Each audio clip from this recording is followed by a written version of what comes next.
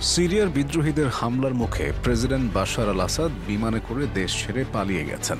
রুশ রাষ্ট্রায়ত্ত গণমাধ্যমের খবরে বলা হয়েছে, দামেস্ক থেকে পালিয়ে যাওয়া সিরিয়ার ক্ষমতাচ্যুত এই প্রেসিডেন্ট এখন মস্কোতে অবস্থান করছেন। আসাদের ক্ষমতাচ্যুত হওয়ায় উচ্ছ্বাস প্রকাশ করেছেন ইসরায়েলের যুদ্ধবাজ প্রধানমন্ত্রী বেনিয়ামিন নেতানিয়াহু। সেই সঙ্গে তিনি বলেছেন, বাশারের পতন হিজবুল্লাহ ও ইরানের বিরুদ্ধে ইসরায়েলি বাহিনীর অভিযানের সরাসরি ফলাফল। মাত্র ১২ দিনের অভিযানে গেল রবিবার সিরিয়ার রাজধানী দামেস্কের দখল নিয়েছে দেশটির সরকার বিরোধী বিদ্রোহীরা। সিরিয়ার সশস্ত্র রাজনৈতিক গোষ্ঠী হায়াত তাহরির আল শাম HTS এই অভিযানের নেতৃত্ব দিয়েছে। রবিবার সকালে ইসরায়েল সিরিয়ার সীমান্ত সফরে গিয়েছিলেন নেতানিয়াহু। সেখান থেকে পোস্ট করা এক ভিডিও বার্তায় বাশার আল আসাদের দেশ ত্যাগের সংবাদে উচ্ছ্বাস প্রকাশ করে নেতানিয়াহু বলেন, আজকের দিনটি মধ্যপ্রাচ্যের ইতিহাসের স্মরণীয় একটি দিন। ইরানের যে শয়তানের অক্ষ, তার কেন্দ্রে থাকা বাশার আল আসাদ এবং তার নেতৃত্বাধীন সরকারের পতন হয়েছে।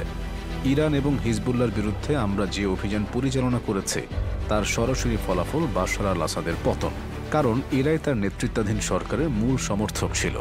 নেতানিয়াহু আরও বলেন, এবং এ বিজয় শুধু এখানেই থেমে থাকবে না। মধ্যপ্রাচ্যের যেসব দেশের জনগণ দমনমূলক এবং নিষ্ঠুর সরকারের হাত থেকে পরিত্রাণের পথ খুঁজছেন, তাদের মধ্যে চেইন রিয়াকশনের মতো এটি ছড়িয়ে পড়বে। বাশার আল আসাদের পতন মূলত ইরানের জন্য একটি বিশাল আঘাত। এখন তাদের লেবানন অঞ্চলে প্রভাব বিস্তারের পথ আর থাকবে না। লেবাননে নিজেদের গুরুত্বপূর্ণ মিত্র হিজবুল্লাহর কাছে স্থলপথে পৌঁছানোর সুযোগ পাবে না ইরান। এতে হামাসের মতো ফিলিস্তিনি গোষ্ঠীগুলো ক্ষতিগ্রস্ত হয়েছে। সিরিয়ার দিক থেকে ফিলিস্তিনি গোষ্ঠীগুলো সমর্থন পেত, এখন আর তা তারা পাবে না।